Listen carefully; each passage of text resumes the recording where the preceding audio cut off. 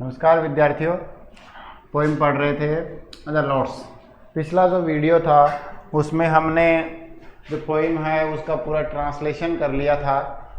Poem का एक एक जो शब्द है उन शब्दों के हमने क्या जान लिए थे, अर्थ जान लिया था पूरा। ठीक है विद्यार्थियों, तो देखो एक बार दोबारा थोड़ा सा रिपीट कर लेते हैं। पोइम किसके बारे में थी? देखो जितना ज़्यादा हम इसको जितनी बार पढ़ेंगे हर बार एक नया अर्थ अपने लिए आएगा और एक नई चीज़ सीखेंगे, तो अच्छा है एक बार फिर हम क्या कर लेते हैं, रिपीट कर लेते हैं। इस पोइम में जो कवि है वो कहता है कि भाई इसने दो कैरेक्टर डाले हैं, एक तो लव डाला है और एक फ्लोरा डाला है। मैंने आपको बताया था लव जो है वो द गॉड ऑफ लव है और फ्लोरा है द गॉडेस ऑफ वेजिटेशन है। तो जो वनस्पति की देवी है लव, उनके पास एक ऐसा फूल मांगता है। वो कहता है कि एक ऐसा फूल दीजिए जो सबसे ज़्यादा सुंदर हो और जिसका कलर है वो भी या तो रेड हो या फिर वाइट हो या दोनों चलेगा। ज़्यादा अच्छा रहेगा कि आप दोनों कलर दे। ठीक है, तो फिर इसमें बताया गया है कि भाई दो फूल होते हैं, एक तो लिली और एक रोज़। ये हमेशा से एक दूसरे की ये सुंदरता कि सबसे विश्व का सबसे सुंदर फूल है, the world's most beautiful flower is the lily और the rose. Which one is, they are rivals for this. इसके लिए वो कंपिटिटर है, वो प्रतिद्वंदी है। ठीक है विद्यार्थियों, तो फिर क्या हुआ कि कवियों का समूह बुलाया गया, फ्लावर फैक्शंस आए, फ्लावर लवर्स आए, उनके बीच विवाद हुआ। तो किसी ने ये कहा कि भाई रोज़ की क्वालिटी ये नहीं है, तो किसी ने कहा कि भाई लिली में ये क्वालिटी नहीं है। इस प्रकार उनके बीच जो है वो क्या हुआ, एक विवाद हुआ विद्यार्थियों। तो विवाद होने के बाद जो है वो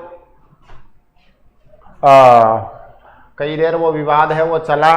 फिर हुआ क्या, फिर उसने दोबारा कहा कि एक ऐसा फूल दीजिए जो रोज़ की तरह डिलीशियस हो और स्टेटली ब्यूटी हो जिसकी लिली की भांति। तो फिर जो उसने कहा कि कलर कैसा है, vegetation of goddess of vegetation है। उन्होंने कहा कलर कैसा चाहिए, तो पहले तो बोला कि रोज रेड, फिर बोला कि वाइट लिली और फिर बोला बोथ प्रोवाइड, दोनों ही प्रदान कर दो। तो क्या था, सीधा है वो द गॉडेस ऑफ वेजिटेशन ने फूल निकाला और फूल क्या निकाला, फूल निकाला लॉर्ड्स। कौन सा फूल निकाला विद्यार्थियों? लॉर्ड्स निकाला और दे दिया। चलो ये तो बात हो गई जो कि सबसे सुंदर फूल है, ये बात तो हो गई अपने। अब हम बात करते हैं अबाउट द पोइट।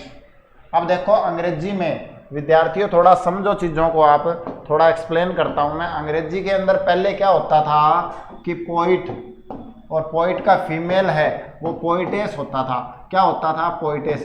लेकिन जो मॉडर्न इंग्लिश है, जो आधुनिक अंग्रेजी है, आधुनिक अंग्रेजी में पोइट और पोइटेस, पोइट जो फीमेल पोइट और मेल पोइट है, इनमें महत्व खत्म करते हुए सिर्फ क्या यूज करते हैं, पोइट ही यूज करते हैं। क्या करते हैं? पोइट ही यूज करते हैं। तो सबसे पहले जानते हैं तोरूदत्त के बारे में।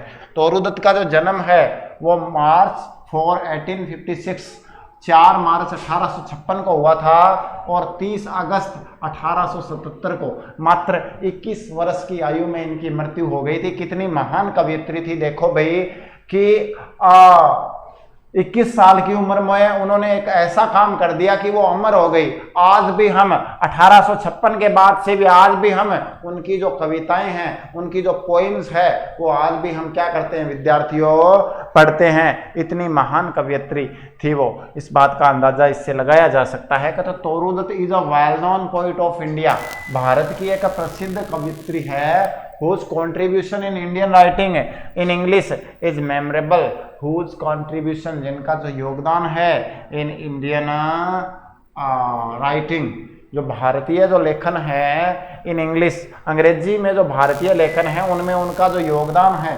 कंट्रीब्यूशन का मतलब क्या होता है विद्यार्थियों? योगदान।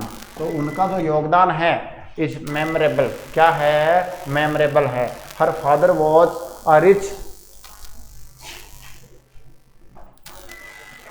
हर फादर, उनके जो पिता है वो the rich man of Calcutta, Calcutta के एक बहुत ही रिच व्यक्ति थे, बहुत ही अमीर व्यक्ति थे। और her mother had a deep knowledge of Hindu myths, और हर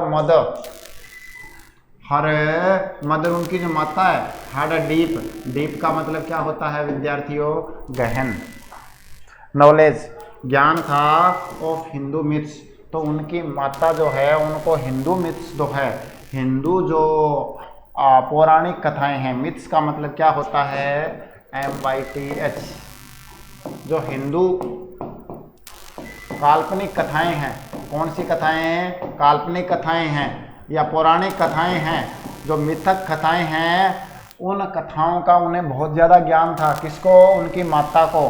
द फैमिली वाज इम्प्रेस्ड, लेकिन जो परिवार है वो प्रभावित था। इम्प्रेस का मतलब क्या होगा, प्रभावित होना, क्या होगा विद्यार्थियों, प्रभावित होना, तो उनका जो परिवार है वो प्रभावित था by the glitter of west. तो ग्लिटर का मतलब चमक, चक्काचौंध, ग्लिटर्स का मतलब क्या होगा ग्लिटर्स का मतलब चमक या चक्काचौंध जो बोलते हैं ना, तो उनकी जो चमक थी, चक्काचौंध थी, कहाँ की चक्काचौंध थी भाई, वेस्ट, पश्चिमी, जो इंग्लिश जो देश थे, जो वहाँ की चक्काचौंध से उनका परिवार प्रभावित था। And had embraced Christianity, Christianity क्या ग्रहण कर लिया भाई, एम्ब्रेस्ड धारण कर लिया, ग्रहण कर लिया, कौन सा धर्म है, क्रिश्चियन धर्म, मतलब अंग्रेज बन गए, क्रिश्चियन धर्म है वो उनके माता पिता ने क्या कर लिया, रिच लोग थे, अमीर थे, और पश्चिमी की जो चक्काचौंध है उससे बहुत ज़्यादा प्रभावित हो गए, और उन्होंने कौन सा धर्म है वो अपना लिया, क्रिश्चियन धर्म है अपना लिया। But Toru Dutt had a deep attraction for Indian epics and mythology, but Toru Dutt, लेकिन जो तोरूदत्त है, जो अपनी कवयित्री है, उनका डीप अट्रैक्शन, डीप का मतलब गहन, क्या होता है विद्यार्थियों, डीप का मतलब है डीप, अट्रैक्शन गहन अट्रैक्शन था। अट्रैक्शन क्या भाई, अट्रैक्शन होता है आकर्षण था उनका, किसके प्रति, किसके लिए, इंडियन एपिक्स, एपिक होता है महाकाव्य, महाकाव्य कौन से होते हैं सर, महाभारत, रामायण, ये क्या है, एपिक्स है, श्रीमद् भागवत, ये तो एपिक्स जो महाकाव्य है भारतीय उनसे, और माइथोलॉजी और पौराणिक कथाएं, माइथोलॉजी क्या होता है, पौराणिक कथाएं, तो भारतीय पौराणिक कथाएं और भारतीय महाकाव्यों के प्रति जो तोरूदत्त है उनका गहन आकर्षण था, या उनके प्रति वो गहन आकर्षित थी गहन रूप से। श्री रेड रामायण, उन्होंने क्या पढ़ी थी, रीड नहीं है, रेड है, सेकंड फॉर्म को ए बोलेंगे, उच्चारण क्या होगा, रीड, रेड, रेड, ठीक है। तो श्री रेड रामायण, उन्होंने रामायण पढ़ी थी, किसने, तोरूदत्त ने। द महाभारत, महाभारत पढ़ी थी। विष्णु पुराण, उन्होंने विष्णु पुराण पढ़ी थी। एंड द भागवत, और भागवत गीता भी पढ़ी थी। तो पहले ही बता दिया, उसके उनके माता पिता ने तो क्रिश्चियन धर्म अपना लिया, लेकिन जो तोरूदत्त थी ना, उनका भारतीय जो महाकाव्य और भारतीय जो पौराणिक कथाएं थी, जैसे रामायण, महाभारत, विष्णु पुराण, भागवत गीता, इनके प्रति उनका बहुत ज़्यादा रुझान था, तो उनको उन्होंने बहुत पढ़ा। Her imagination was shaped by these Indian classics, और उनकी जो इमेजिनेशन है, उनकी कल्पनाएं हैं, इमेजिनेशन का मतलब क्या होता है विद्यार्थियों, कल्पनाएं, तो उनकी कल्पनाओं को, दिखाई दे रहा है, उनकी कल्पनाओं को आकार, शेप का मतलब होता है आकार लेना, क्या होता है, आकार लेना, तो उनकी कल्पनाओं को आकार कैसे मिला भाई, इन्हीं भारतीय क्लासिक्स। अब देखो विद्यार्थियों, ये एक शब्द आया है क्लासिक, बड़ा ही शानदार शब्द है, आपको जानना चाहिए। क्लासिक होता क्या है सर, अरे क्लासिक वर्ड अपने आप में क्लासिक है। क्लासिक का मतलब होता है एक ऐसी प्राचीन वस्तु जो पहले भी चलन में थी और उतनी ही चलन में क्या है, आज है, ऐसी चीजों को हम क्या कहते हैं, क्लासिक कहते हैं। यहाँ पे क्लासिक्स का मतलब होता है ऐसी बुक्स, ऐसी कहानियाँ जो पहले भी प्रचलन में थी और आज भी उनके चर्चे क्या है, उतने ही है। तो ऐसी जो चीज़ें होती हैं उनके लिए हम क्या यूज़ करते हैं, तो भारतीय इन क्लासिक्स, क्या क्लासिक, ये रामायण, महाभारत, विष्णु पुराण, ये है ना प्राचीन समय में पढ़ी जाती थी, ठीक है, और आज भी ये उतनी ही पढ़ी जाती है, जबकि आज तो ये उससे ज़्यादा पढ़ी जाती है। तो इन क्लासिक जो बुकें थे, ये प्राचीन भारतीय किताबें थी, इन्हीं किताबों से उनकी कल्पनाओं को आकार मिला था। मतलब कल्पनाओं को आकार का मतलब कवियत्री थी, तो भाई सीधी सी बात है, कवियत्री थी तो कवियत्री का काम क्या होता है, काल्पनिक, कल्पना से भरा हुआ उनका मन होता है, मस्तिष्क होता है, तो फिर उनकी कल्पनाओं को जो आकार है वो जो तोरुदत है उनको कहाँ से मिला? रामायण, महाभारत, विष्णु पुराण से। इसीलिए तो इसमें लॉर्ड्स का जिक्र किया गया है, इसीलिए तो यहाँ पे लॉर्ड्स का जिक्र किया गया है विद्यार्थियों। तो her literature abounds in the cultural heritage of India. उनका जो साहित्य है उस साहित्य किससे भरा पड़ा है? किससे भरा पड़ा है भाई? Cultural heritage of India. उनके साहित्य में उनका साहित्य है वो भारतीय जो सांस्कृतिक धरोहर है, भारत की सांस्कृतिक धरोहर। कल्चरल का मतलब सांस्कृतिक और हेरिटेज का मतलब क्या होता है विद्यार्थियों? हेरिटेज का मतलब होता है धरोहर, विरासत। तो भारतीय विरासत से भरा पड़ा है। अब उनका मतलब भरा हुआ ना। उनकी जो लिटरेचर है, उन्होंने जो साहित्य लिखा उस साहित्य में क्या है? उसके साहित्य में आपको मिलेगा भारत की सांस्कृतिक धरोहर मिलेगी। ठीक है विद्यार्थियों, ये बात हो गई अबाउट द पोइट। अब भाई हम जो पढ़ रहे हैं वो किसने लिखा, वो व्यक्ति किस प्रकार का था, इस चीज का ज्ञान हमें होना बहुत आवश्यक है। इसलिए मैं ये सारी चीजें आपको ढंग से क्या कर रहा हूँ, डिटेल्ड आपको स्टडी करवा रहा हूँ। इसलिए ये चीजें आपको जाननी बहुत ज्यादा क्या है विद्यार्थियों, जरूरी है। चलो आगे बढ़ते हैं। अब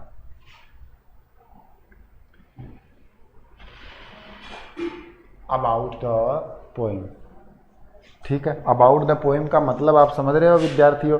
अबाउट द पोइम का मेरा यहाँ पे तात्पर्य है कविता के बारे में। वैसे तो मैंने कुछ छोड़ा नहीं, जब आपको मैंने ये कविता पढ़ाई है मैंने कुछ नहीं छोड़ा है विद्यार्थियों, सब कुछ आपको डिटेल्ड, एक एक बात आपको डिटेल्ड मैंने आपको पढ़ाई है। लेकिन फिर भी एक बार हम अबाउट द पोइम पढ़ लेते हैं।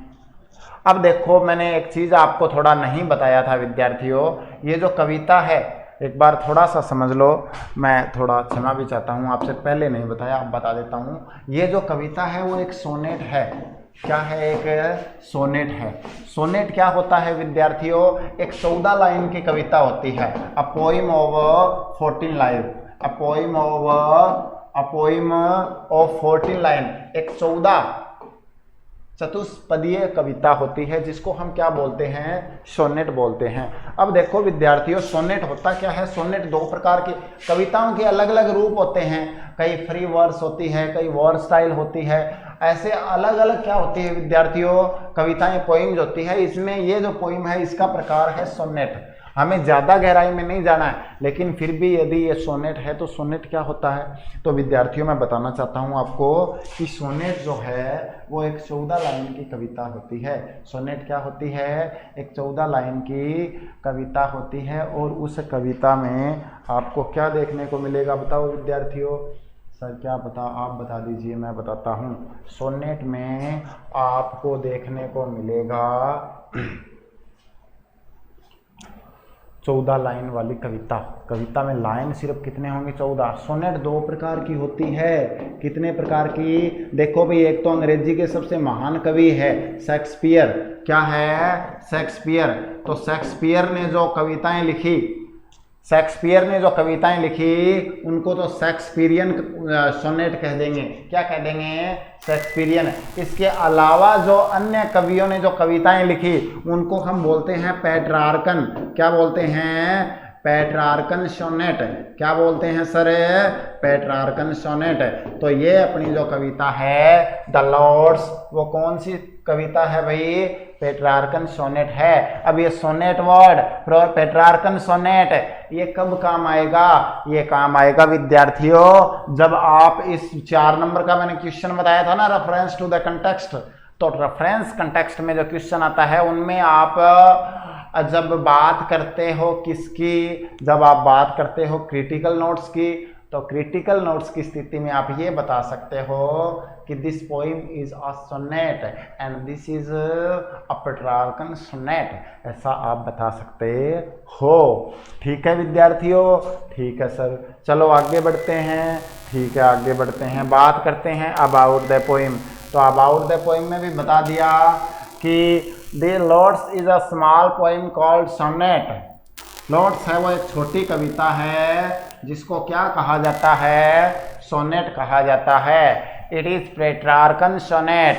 पेट्रार्कन सोनेट क्यों है? पेट्रार्कन सोनेट इसलिए है क्योंकि ये शेक्सपियर के द्वारा नहीं लिखी गई है, और शेक्सपियर के द्वारा लिखी जाने वाली जो कविताएं हैं, जो सोनेट है 14 लाइन की जो कविताएं हैं, उन्हें शेक्सपियरियन सोनेट कहा जाता है।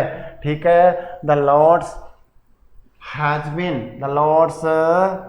has been a favorite flower with Indian gods and goddess। अब देखो विद्यार्थियों, इसका पौराणिक महत्व, यहाँ पे माइथोलॉजिकल वैल्यू क्या है? माइथोलॉजिकल वैल्यू ये है कि जो लॉर्ड्स जो फूल है ना, लॉर्ड्स जो क्या है? फूल है। ये लॉर्ड्स फूल है, ये किसका फेवरेट फूल है? ये किसका फेवरेट रहा है? ये फूल है सर, ये फूल फेवरेट रहा है, किसका रहा है भाई बताओ? थोड़ा सा बता देता हूँ विद्यार्थियों, ताकि आपको ध्यान से दिखाई दे। ठीक है, हाँ अब ठीक है। अब देखो, अब बात करते हैं। The lotus has been a favourite flower. Favourite मतलब पसंदीदा। क्या होता है? पसंदीदा। पसंदीदा फूल है with Indian gods and goddess. जो भारतीय जो देवी और देवताएं हैं, देखो विद्यार्थियों, जब गॉड अकेला आएगा तो जी बड़ा आएगा, हमेशा कहीं भी प्रयुक्त हो, भगवान के लिए यदि ये प्रयुक्त होता है तो। लेकिन जैसे ही ये बहुवचन बन जाता है तो जी बड़ा नहीं आएगा, और गॉडेस में तो किसी स्थिति में जी बड़ा नहीं आएगा, ये और याद रख लेना। ठीक है, चाहे वो गॉडेस हो या गॉडेसीज हो। तो भारतीय देवी देवताओं का हमेशा से ही पसंदीदा फूल क्या रहा है? लॉर्ड्स रहा है, कमल रहा है। बोथ लॉर्ड एंड विष्णु, दोनों ही, both lord Vishnu and goddess Lakshmi love this flower. भगवान विष्णु और लक्ष्मी दोनों ही इस फूल से क्या करते हैं? प्रेम करते हैं। तो इन प्रेजेंट टाइम्स वर्तमान समय में many prizes have been named after the lotus. अब देखो इंडिया के अंदर पद्म भूषण है, पद्म विभूषण है, पद्म श्री। तो पद्म क्या है? पर्यायवाची शब्द है, साइनोनिम्स है। किसका साइनोनिम्स है? लॉर्ड्स का। किसका है विद्यार्थियों? लॉर्ड्स का। तो भारत के अंदर वर्तमान समय में बहुत सारे प्राइज इनाम है, वो किस किस नाम से है विद्यार्थियों? भारत में फूल का महत्व देखो, पद्मश्री, क्या? पद्मश्री, पद्म भूषण, पद्म विभूषण आदि। ठीक है। तो फॉर तोरुदत्त, और तोरुदत्त के लिए, तोरुदत्त जो है उनके लिए क्या है भाई? उनके लिए तो Toru Dutt, the lotus is the most perfect flower regarding the combination of colours and appearance. ये समझो विद्यार्थियों कि तोरुदत्त के लिए लॉर्ड्स है वो सबसे परफेक्ट परिपूर्ण फूल है। किस संबंध में? कॉम्बिनेशन, संयोजन के संबंध में। किस संयोजन के संबंध में भाई? किसके संयोजन में? कलर्स एंड अपीयरेंस, रंग और हुलिया। अपीयरेंस का मतलब क्या होता है? हुलिया होता है। अपीयरेंस का मतलब क्या होता है? हुलिया। तो रंग और हुलिये के संयोजन के संबंध में तोरुदत्त के लिए कमल जो है वो सबसे परफेक्ट, सबसे परिपूर्ण फूल है। The poet describes a dispute among flowers in the manner of beauty contest. तो जो कवियत्री है, पोइट है, उन्होंने वर्णित किया है अ डिस्प्यूट। डिस्प्यूट क्या होता है? विवाद। क्या होता है विद्यार्थियों? सर विवाद होता है। तो the poet describes a dispute among flowers in the manner of beauty contest. तो ब्यूटी कॉन्टेस्ट के तरीके से फूलों के बीच में जो विवाद है उसको एक ब्यूटी कॉन्टेस्ट की भांति है वो वर्णन किया है। जिस प्रकार ब्यूटी कॉन्टेस्ट चलता है ना लड़कियों के बीच, लड़कों के बीच, वैसे ही विद्यार्थियों यहाँ पे जो अपनी कवियत्री द लॉर्ड्स जो लिखी है इन्होंने, तोरुदत्त ने, उन्होंने भी इसको एक ब्यूटी कॉन्टेस्ट की भांति की फूलों के बीच कॉन्टेस्ट चल रहा है। कौन कौन से फूलों के बीच? रोज एंड लिली। तो rose and lily are rivals. Rose and lily, rose and lily.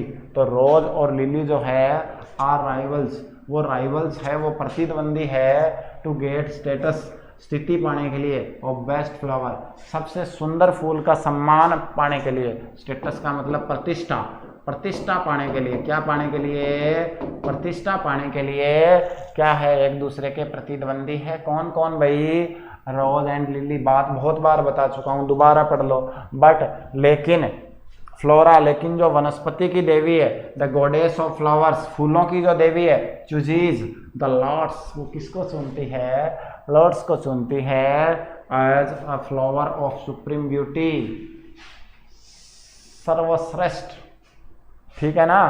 तो सर्वश्रेष्ठ सुंदरता के फूल के रूप में जो गॉडेस है, फूलों की देवी है, जो वेजिटेबल की देवी है, वो किसको चुनती है, वनस्पति की देवी किसको चुनती है विद्यार्थियों, सर लॉर्ड्स को चुनती है। क्यों चुनती है, ये देखो प्रश्न बन सकता है, क्यों चुनती है, why the goddess of flowers chose the lotus as a flower of supreme beauty, सबसे सुंदर फूल के रूप में क्यों चुना, क्यों चुना विद्यार्थियों, बिकॉज, क्योंकि this flower retains in it, क्योंकि ये फूल अपने अंदर रखता है द वाइटनेस ऑफ लिली, सफेद, सफेद रंग किसका, लिली का, and the redness of rose, redness of रोज मतलब गुलाब का तो लाल रंग, और लिली का जो सफेद रंग है वो अपने अंदर रखता है, इसलिए उसने चुना लॉर्ड्स को। सो नीदर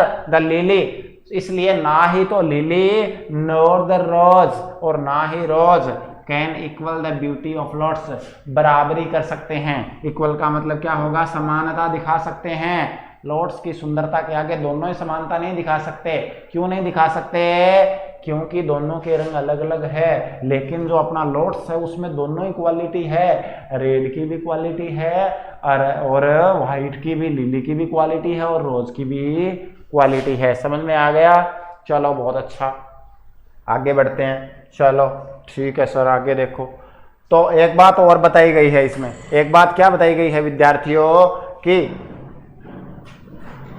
सिंबॉलिकली, लेकिन जो सिंबॉलिकली है, सिंबल का मतलब क्या होता है, प्रतीकात्मक रूप से, सिंबॉलिकली का मतलब क्या हो जाएगा, प्रतीकात्मक रूप से, द विक्ट्री ऑफ लॉर्ड्स, जो लॉर्ड्स की जो जीत है, is the victory of Indian culture over the western world, पश्चिमी जो संसार है, जो इंग्लिश वर्ड है, पश्चिमी संसार है ना, उस संसार पर भारतीय संस्कृति की जीत का प्रतीकात्मक रूप है। क्या भाई, कौन है, लॉर्ड्स प्रतीक है, वो जीत है लॉर्ड्स। लॉर्ड्स की जीत किसकी जीत है, भारतीय संस्कृति की जीत है। इसलिए since the lily and the rose are western flowers, क्योंकि लॉर्ड्स तो भारत की ओरिजिन है। मैंने जब शुरू में पढ़ाना शुरू किया था आपको बताया था कि लॉर्ड्स की उत्पत्ति है वो कहाँ पर है विद्यार्थियों, सर लॉर्ड्स की उत्पत्ति कहाँ पर है विद्यार्थियों, इंडिया में। लेकिन since the lily and the rose are the western flowers, लेकिन लिली और कुमुदनी और जो अपना रोज है, ये दोनों कहाँ के हैं, ये वेस्टर्न फ्लावर्स है सर, ये पश्चिमी देशों के फूल है सर। इसलिए इन पे जो जीत है किसकी, लॉर्ड्स की, वो भारत की जीत है। चलो आगे बढ़ते हैं, अब बात करते हैं ग्लॉसरी की। ठीक है, डिफिकल्ट वर्ड देख लेते हैं कौन कौन से आए हैं। देखो लव का मैंने बता दिया था, इसका एक और नाम हुआ करता था विद्यार्थियों, और वो नाम क्या था, क्यूपिड था। इसका एक और नाम क्या था, क्यूपिड। फ्लोरा तो वेजिटेशन की देवी फ्लोरा थी, और लव का जो रोमन माइथोलॉजी मैंने बताया था, रोम की जो प्राचीन कथाएं हैं उनसे लिया गया है विद्यार्थियों। ठीक है, ध्यान देना एक बार। तो अनडिस्प्यूटेड का मतलब विदाउट एनी डिस्प्यूट और डाउट, निसंदेह है, इसको क्या कह सकते हैं, निसंदेह है, या निर्विवादित रूप से, निर्विवादित रूप से, ये भी इसका अर्थ हो सकता है। लिली का मतलब फूल हो गया, कुमुदनी का आपको पता ही है, राइवल्स, प्रतिद्वंदी, कंटेस्टेंट्स और ओपोनेंट्स दोनों ही कह सकते हैं। बार्ड्स पोइट मैंने बताया था, टॉवर, स्टैंड, स्टेट, सीधा खड़े होना, पेल का मतलब दिन, मंद कलर, मंद रंग, हल्का रंग भी कह सकते हैं, हल्का रंग ज्यादा बेटर रहेगा। क्या रहेगा ज्यादा बेटर विद्यार्थियों? हल्का रंग, मतलब थोड़ा थोड़ा व्हाइटनेस। ठीक है, चलो आगे बढ़ते हैं। यहां तक पढ़ लिया, आगे देखो विद्यार्थियों, थोड़ा सा नीचे आना पड़ेगा क्या? चलो फिर कोई बात नहीं, अपने को कहाँ जाना है। ये देखो विद्यार्थी, अब देखो, Juno a goddess non for stately beauty, मैंने बताया था। मीन ए पर्सन सेपरियस लुक, हुलिया। मीन को हम क्या बोलेंगे, आप दोबारा समझ लो। जूनो मीन मतलब है किसका हुलिया हो जाएगा? जो स्टेटली ब्यूटी की जो देवी है, जो सीधा खड़े रहने वाली जो देवी है ना, सिद्धि प्रतिमा वाली जो देवी है, उसके हुलिये की बात हो गई है। ठीक है। Flower factions, group of flowers, फूलों का समूह है। मतलब फूलों का समूह से मतलब है फूलों को प्रेम करने वालों का समूह है। फूलों को प्रेम करने वालों का क्या विद्यार्थियों? समूह है। रैंक का मतलब कैलेस्ट, झगड़ना, झगड़े, और स्ट्राइफ का मतलब क्वार्ल, मैंने बताया था झगड़ा। तो झगड़ा उन्होंने क्या कर दिया था, शुरू कर दिया था कि ये फूल बेस्ट है, कोई बोला ये फूल। बोवर रेजिडेंस, घर होता है, निवास होता है। और डिलीशियस का मतलब मधुर, मैंने बताया था, स्वीट आपको बताया था। तो विद्यार्थियों यहाँ तक हमने है वो पोइम की बेसिक बातों की क्या कर ली है, चर्चा हमने कर ली है। अब हम बढ़ते हैं आगे। अब हम किस ओर जाते हैं? चलो अब बढ़ते हैं क्वेश्चन की, और कैसे कैसे क्वेश्चन बनते हैं, किन किन क्वेश्चनों को हमें पढ़ना है, किन किन क्वेश्चंस को हमें छोड़ना है, ये इन बातों का हम क्या करते हैं, अध्ययन करते हैं। चलो बढ़ते हैं, यहाँ से शुरू कर लेते हैं। ये देखो विद्यार्थियों, who wrote the lots, normal person. क्या क्वेश्चन पूछ लिया भाई, हंसी आ गई। हु रोट द लॉट्स, किसने लिखी? सर तोरुदत्त ने। Rivals in the poem are, कौन कौन राइवल है एक दूसरे के, कौन कौन थे प्रतिद्वंदी? सर लिली एंड द रोज। ठीक है, ऐसे पर्सन आते नहीं है, पर पूछा जाता है who were the rivals in the poem lots, कौन कौन राइवल्स थे? तो गलती से आप लिली एंड लॉट्स लिख दो, नहीं लिली लॉट्स तो नहीं थे, लॉट्स एंड लव भी नहीं थे, तो लॉट्स एंड द रोज भी नहीं थे, तो कौन कौन थे भाई? द लिली एंड द रोज। ठीक है, ठीक है सर, आगे बढ़ो। The flower is the goddess of, flora किसकी देवी है? फ्रूट की देवी है, फूलों की देवी है, वेजिटेबल की देवी है, मिल्क की देवी है। अब ये पर्सन थोड़ा सा कंफ्यूज करता है, क्योंकि वो फूलों की भी देवी थी विद्यार्थियों, और वेजिटेबल्स की भी देवी थी, दोनों की देवी थी, वनस्पति की भी देवी थी और फूलों की भी देवी थी। तो कैसे चलेगा काम बताओ? दोनों में से एक कोई भी कर देंगे। ठीक है, चलो आगे बढ़ते हैं। अब देखो question, statement true false. True false exam में नहीं आते। क्यूपिड केम टू साइके आया था क्या? बिल्कुल नहीं आया था। क्या हो जाएगा? फॉल्स हो जाएगा सर। क्या हो जाएगा? फॉल्स हो जाएगा। ठीक है, ठीक है। The lily and the rose quarrelled for titles of superior reputation. Lily और रोज लड़े थे क्या?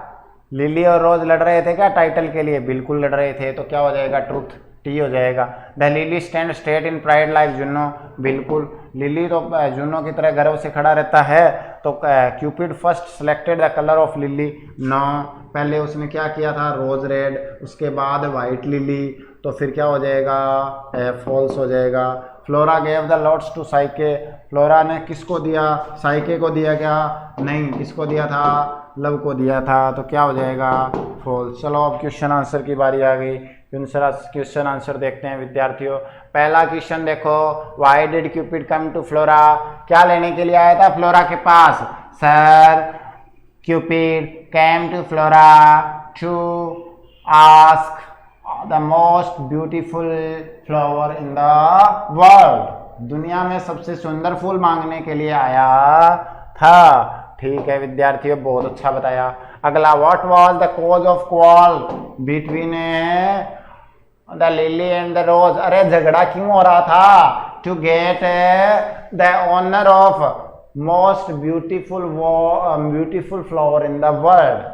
दुनिया का सबसे सुंदर फूल के पद को, के सम्मान को प्राप्त करने के लिए एक दूसरे के साथ क्या था? झगड़ा था। Describe the appearance of lily. Lily looks like and it stands in pride like Juno. ठीक है, जूनो की तरह सीधा खड़ा रहता है गर्व में, और वाइट कलर का होता है। Describe the appearance of rose, rose is very lovelier, is very lovely, बहुत ही सुंदर होता है। इट इज डिलीशियस, ये डिलीशियस होता है। And it has red colour, इसका रंग क्या होता है, लवली रेड कलर, प्यारा लाल रंग होता है। ये हो गई बात।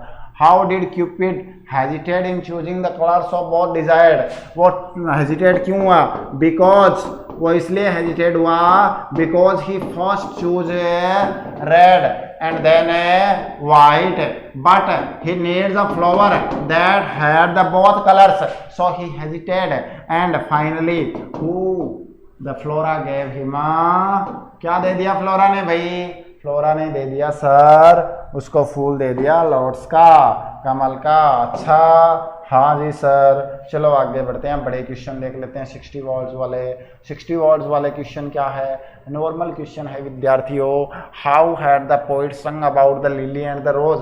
वैसे तो देखो विद्यार्थियों, मैं आपको बताना चाहता हूँ कि आपको जो क्वेश्चन आंसर है उसके लिए आपको एक सहायक पुस्तिका जो होती है, ठीक है ना, उनकी आपको थोड़ी मदद लेनी पड़ेगी। ठीक है, यहाँ पे एक आपको लिखाना तो आपको पता है संभव नहीं है, लेकिन फिर भी आपको इतना कुछ बता दिया है, इतना ज़्यादा डिटेल्ड स्टडी आपको इस पोएम की करवा दी गई है कि मुझे नहीं लगता कि आपको इसके अलावा कुछ एक्सटर्नल बातों की क्या होगी, आवश्यकता होगी। ठीक है विद्यार्थियों, चलो आगे बढ़ते हैं। सर थोड़ा और बताइए। ये देखो, how had the poet sung about the lily and the rose, क्या क्या बातें बताई। इसमें यह बताना है कि भाई उन्होंने क्या कहा, उन्होंने कहा कि lily rose is not stands is not tower like, okay विद्यार्थियों, not tower like lily in its pride, एक तो ये बताया था। ठीक है, and how is the lotus considered as a cultural symbol in Indian society, because the goddess Vishnu and god Vishnu and the goddess Lakshmi like this flowers. ठीक है, तो this is a symbol considered as a cultural symbol in the Indian society because it has an important place in a Indian mythology. That's why the lords considered as a cultural symbol in Indian society. Okay, and one another reason is that the lily and rose are symbol of Western culture, but the origin of lords is of India, भारत की उत्पत्ति है। तो भाई सीधी सी बात है, ये cultural symbol इसको माना जाएगा या नहीं माना जाएगा, पहली बात। दूसरी बात, इज द पोइटेस जो है वो is also connected with Indian mythology and Indian epics. ठीक है, और इंडियन एंशियंट कल्चर उससे भी जुड़ी हुई है। तो इस प्रकार से इसका उत्तर हम कर सकते हैं। Why do you know about Cupid and Flora? What do you know about Cupid and Flora? Cupid और Flora के बारे में आप क्या जानते हैं? तो Cupid is the god of love and Flora is the goddess of flowers और vegetation in Roman mythology. ठीक है, तो ये बात हो गई। आगे देखो, how did Flora solve the problem of Cupid, she gave him lotus, उसने लॉट्स दे दी because he demanded the both colour red lily and red white and other qualities like lily stands और towers like the goddess Juno. Okay, and this quality also has the flower lots. Okay, so she gave him. Do you agree with Flora's decision about the quarrel between the rose and the lily? Explain. Yes, I am completely agree because in Western countries rose and lily are considered the most beautiful flowers. Okay students, और उसके बाद हम क्या बात करेंगे, इसके बाद हम बात करेंगे रेफरेंस टू कंटेक्स्ट। पिछली जो हमने पोइम पढ़ी थी मैंने बताया था रेफरेंस कंटेक्स्ट कैसे लिखने हैं, किस प्रकार आप रेफरेंस कंटेक्स्ट को लिखेंगे, तो वो चीज़ आप एक बार दोबारा देख लेना। फिर भी थोड़ा सा मैं इसमें आपको और बता देता हूं कि भाई इसमें स्पेशल बातें आप क्या लिखोगे, विशेष जो बातें हैं वो कैसे लिखोगे, वो मैं थोड़ा आपको बता देता हूं। रेफरेंस में आप क्या डालोगे विद्यार्थियों, रेफरेंस में आप लिखोगे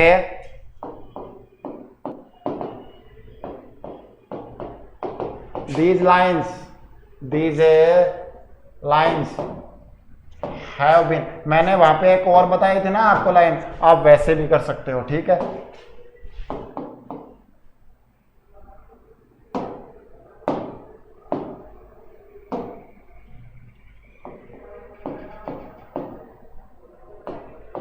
reference, these lines have been extracted, और टेकन भी लिख सकते हैं इजी करने के लिए। Extracted from the poem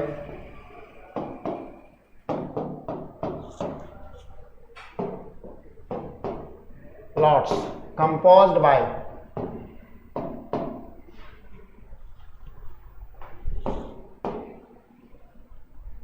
the poet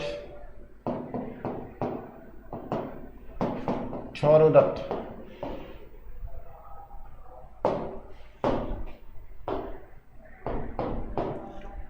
ठीक है, इसके बाद आपको क्या करना है विद्यार्थियों कि यहाँ पे आपको इसकी वो कॉन्टेक्स्ट लिखनी है।